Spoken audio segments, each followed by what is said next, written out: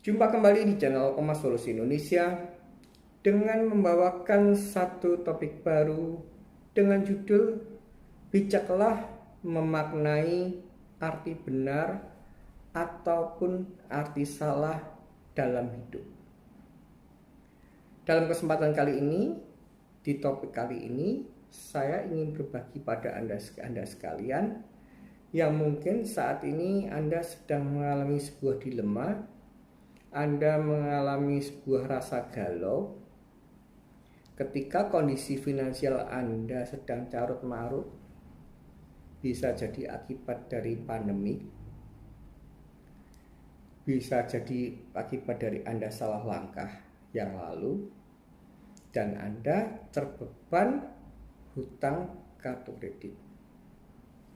Di sini saya ingin bercerita tentang apa yang saya alami 8 tahun yang lalu, dan sekaligus itu adalah sebuah momentum kehidupan saya yang akhirnya saya beranikan mengambil keputusan untuk tidak bayar hutang kartu kredit.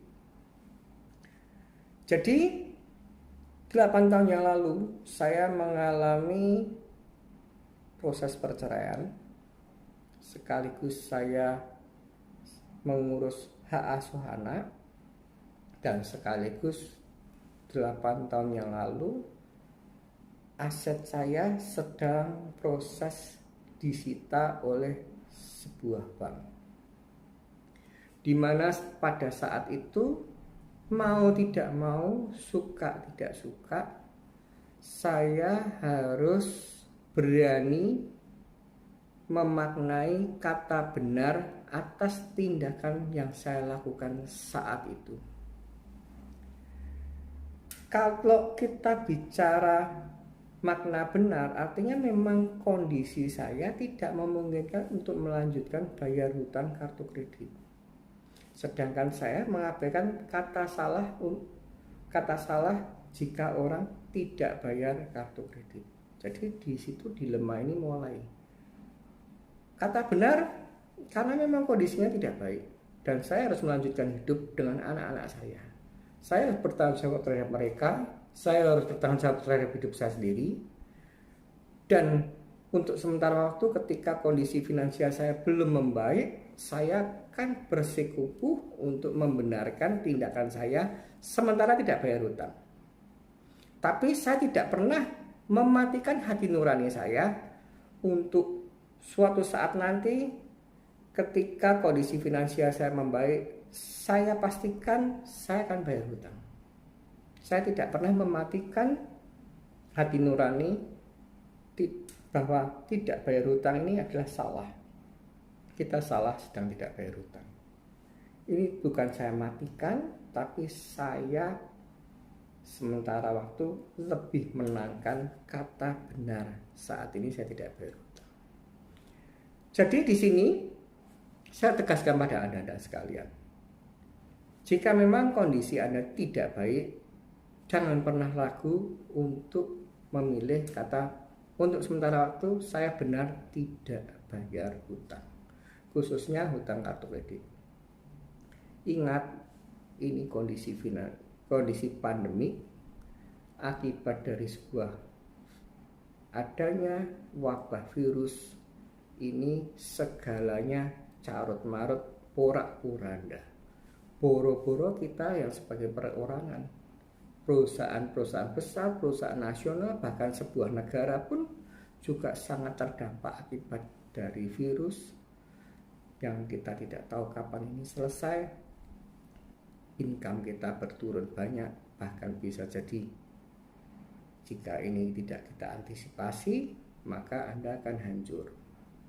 Jadi saya ceritakan konsekuensinya jika mana Anda membenarkan untuk sementara waktu tidak bayar hutang. Konsekuensinya sudah sangat jelas. Silahkan Anda lihat di video-video saya lalu. Yang pertama kali pastilah nama kita masuk ke SLIK atau yang dulunya disebut dengan SEDBIJG. Kita akan kena blacklist. Anda tidak perlu takut, Anda tidak perlu gentar. Silahkan Anda melihat apa itu SIDBI checking, dan sedikit saya akan jelaskan di sini. Ketika Anda stop bayar hutang kartu kredit dan kita efeknya adalah kena blacklist, setelah kita mengalami periode waktu yang lama, kita akan masuk ke kolek 5 atau macet. Dan artinya ibarat kita di sekolahan atau kita sedang menempuh pendidikan, kita sedang tidak naik kelas. Dan tidak naik kelas atau sedang macet itu bukan akhir dari segalanya. Dunia tidak runtuh ketika kita sedang tidak naik kelas.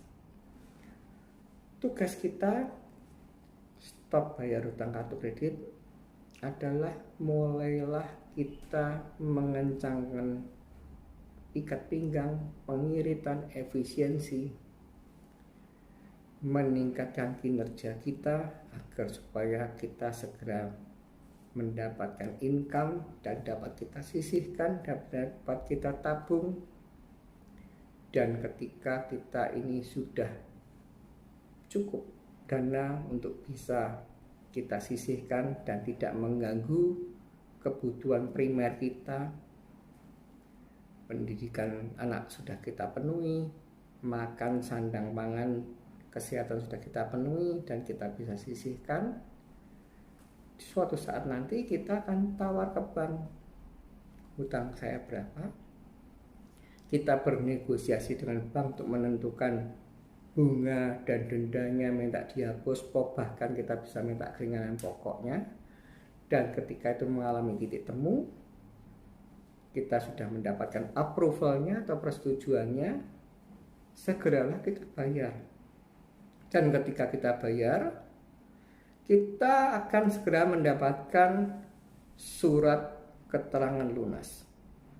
Dan itu ibaratnya adalah sebuah ijazah kita. Dulu kita pernah tidak naik kelas, pernah macet, tapi endingnya atau akhirnya kita naik kelas atau lulus. Jadi untuk yang SLIC atau SIDBI checking, Anda tidak perlu gentar untuk konsekuensi yang pertama. Konsekuensi yang kedua,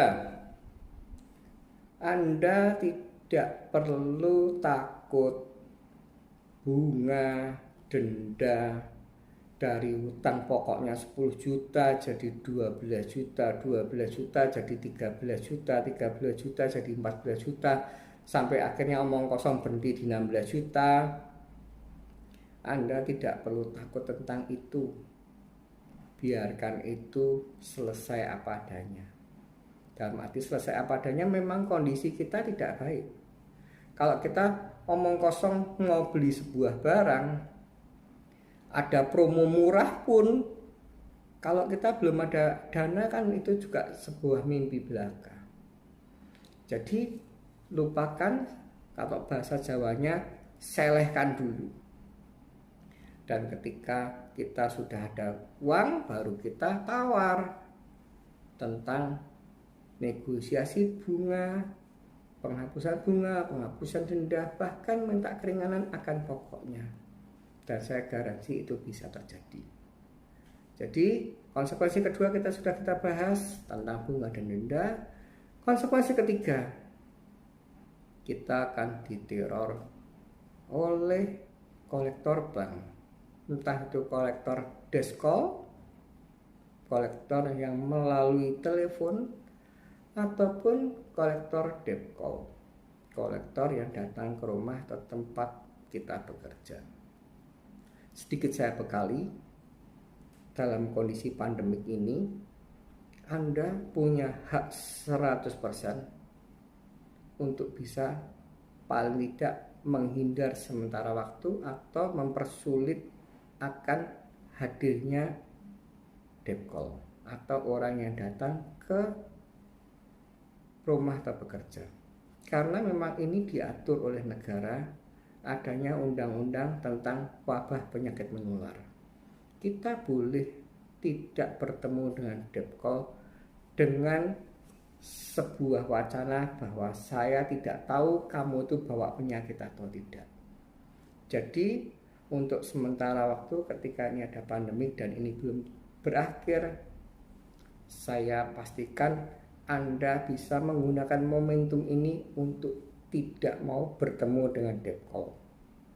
Dikarenakan dilarang berkerumun, dilarang keluar rumah, dilarang melakukan interaksi dengan sesama agar supaya menghindar adanya risiko atau potensi penularan. Entah Anda atau saya yang membawa virus, atau entah kolektornya yang membawa virus. Jadi itu bisa Anda lakukan di momentum saat ini pandemi.